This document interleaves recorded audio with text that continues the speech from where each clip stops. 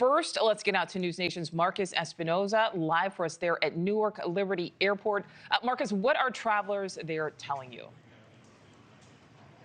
Yeah, good afternoon, Nichole. Here, it's not how long you're delayed, but it's really just if you're delayed, and that is going to be a couple hours based on how much you arrive here. It's a big issue here. Delays, delays, delays. That's what's in the board behind me here. You see that all over the place here. We've been talking about this, about 2.5-hour delay right now when you're trying to fly into the airport, and then about an hour-and-a-half delay if you're trying to get out of Newark here. And that is changing and likely to grow as the day goes on here. We've been reporting on issues at Newark Liberty for weeks now between a series of equipment failures and low air traffic controller staffing. Major delays have seemingly become the norm here for the time being. Earlier this week, U.S. Transportation Secretary Sean Duffy met with the leaders of America's largest airlines to discuss a plan to mitigate delays at Newark. Right now, there are around 77 flights coming in and out of Newark every hour. The FAA is proposing limiting flights to 56 per hour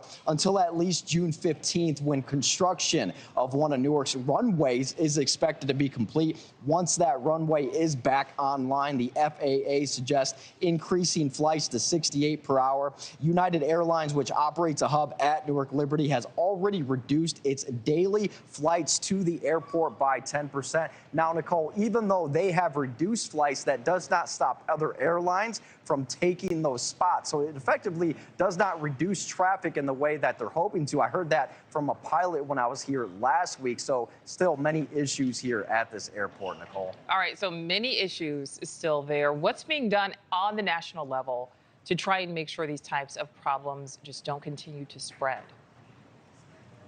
Yeah, Nichole, so that's the big picture here, right? And we've been hearing from the Transportation Secretary, Sean Duffy, for 2 weeks now, really banging the drum that this entire system needs an overhaul, that it's not just a patchwork system at this point, that everything needs to get rebuilt. And the Secretary testified before a Senate committee this week, laying out the department's budget proposal for 2026. Included in the $26.7 billion he is asking for, over $1.2 billion exclusively for air traffic control modernization. Duffy faced some tough questioning, specifically about attracting and retaining air traffic controllers. Just yesterday, an air traffic controller working Newark airspace spoke out to the Wall Street Journal about his experience. He told the paper understaffing has been an issue for years, and that he fears that technological failures could cause a fatal mistake at any moment. Nonetheless, Transportation Secretary Sean Duffy tells News Nation he's confident his plan will work quickly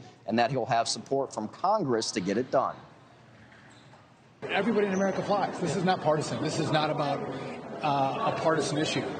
I think they've all realized how old and antiquated the system is, that it is starting to show its cracks.